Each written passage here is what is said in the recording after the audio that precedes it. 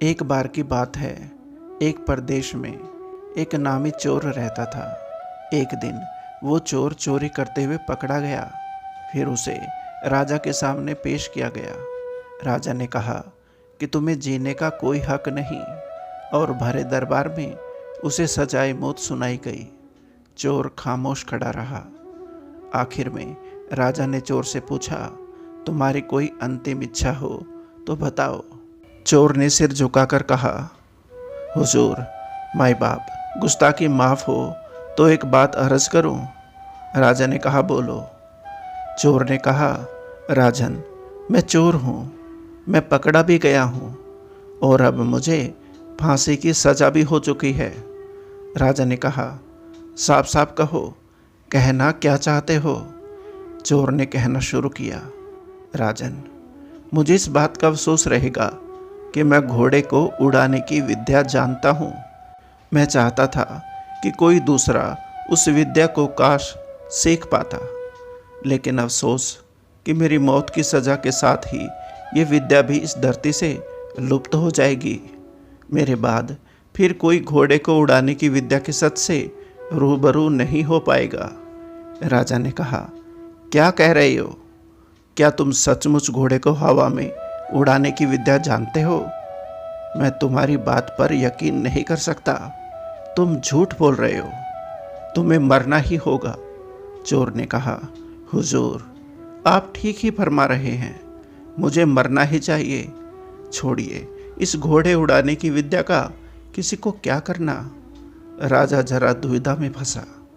राजा को दुविधा में फंसे देख महामंत्री, मंत्री, सेनापति सबने कहा, राजन, इस चोर की बात मत आइए, इसे फांसी दे दीजिए।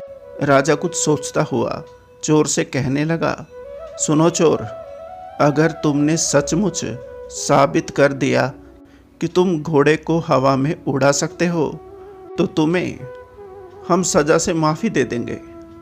लेकिन ध्यान रहे, अगर तुम झूठे साबित हुए तो फिर तुम्हारे साथ क्या क्या करूँगा तुम्हें इस बात का अंदाज़ा भी नहीं होगा।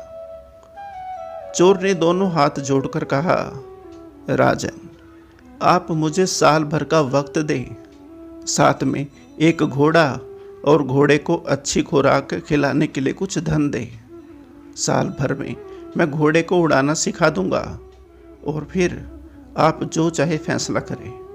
सारे दरबारी राजा को मना करते रहे, समझाते रहे, पर राजा ने कहा कि देखो, इसे फांसी की सज़ा तो हो ही चुकी है, आज मरे या कल क्या फ़र्क पड़ता है। लेकिन अगर इसने घोड़े को उड़ने की विद्या सिखा दी तो बहुत बड़ी बात होगी। राजा ने इतना कहकर उस चोर को एक शानदार घोड़ा और ढेर सारा धन देकर साल भर के लिए छोड़ दिया। चोर अपने घर पहुंचा। उसकी पत्नी अपने पति को देखकर आंखें मलने लगी।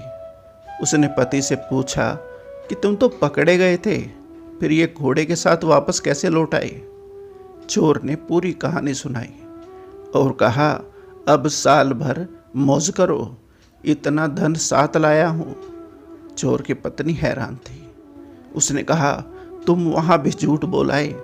अरे घोड़े कहीं उड़ते हैं भला, और साल भर बाद क्या करोगे, कैसे बचोगे। चोर ने कहा, मरने को तो आज ही मर जाता, लेकिन साल भर के लिए मौज की मोहल्लत मिल गई है, ये मेरी किस्मत है। अब साल भर बाद तो कुछ भी हो सकता है। क्यों सोच रही है कि मुझे फांसी ही होगी। मैं चोर हूँ, मेरा काम है उम्मीद और किस्मत के भरोसे रहना। हो सकता है साल भर बाद राजा भूल जाए कि उसने मुझे सज़ा दी थी। हो सकता है साल भर बाद राजा ही ना रहे और मैं बच जाऊं। हो सकता है साल भर बाद राजा का दिल पसीज जाए और मेरी फांसी की सज़ा माफ़ हो जाए। कुछ भी हो सकता है। भगवान, ये तो राजा को सोचना था कि घोड़े नहीं उड़ते, पर राजा विवेक, न्याय, तर्क और पुरुषार्थ से दूर है। मैं उम्मीद और किस्मत से दूर नहीं हो सकता। भगवान, ध्यान से सुन, कौन जानता है, क्या पता साल भर बाद घोड़ा सचमुच उड़ने ही लगे उम्मीद बहुत बड़ी चीज़ है और उम्मीद पर दुनिया कायम है। दोस्तों, कैसी लगी आपको ये कहानी? अगर आपको ये कहानी पसंद आई हो तो चैनल को सब्सक्राइब और वीडियो को लाइक ज़रूर करें। धन्यवाद। आपका अपना संसार। नमस्कार।